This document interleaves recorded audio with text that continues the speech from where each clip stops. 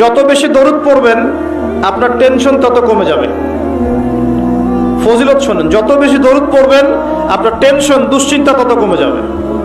যত বেশি দরুদ পড়বেন আল্লাহ তত রহম করবে আপনাকে, আপনার গুনাহ তত মাফ হবে, আপনার নেকির পাল্লা তত ভারী হবে, এবং মুহাম্মদ সাল্লাল্লাহু আলাইহি ওয়াসাল্লামের সুন্নতের উপর আমল করা আপনার জন্য সহজ হবে।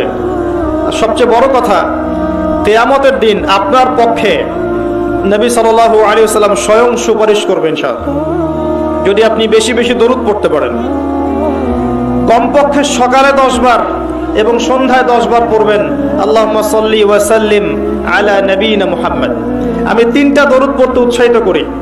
একটা ছোট্ট দরুদ বললাম, আল্লাহুম্মা সাল্লি, বলেন আমার সাথে, আল্লাহুম্মা সাল্লি ওয়া সাল্লিম আলা নবিয়িনা মুহাম্মদ, এটা একটা। অথবা এভাবে বলতে পারেন, আল্লাহুম্মা সাল্লি আলা মুহাম্মদ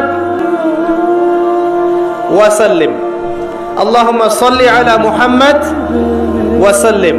অথবা যেটা আমরা পড়ি, আল্লাহুম্মা সাল্লি আলা মুহাম্মদ ওয়া আলা আলি মুহাম্মদ কামা সাল্লাইতা আলা ইব্রাহিম ওয়া আলা আলি ইব্রাহিম ইন্নাকা হামিদুম মাজিদ।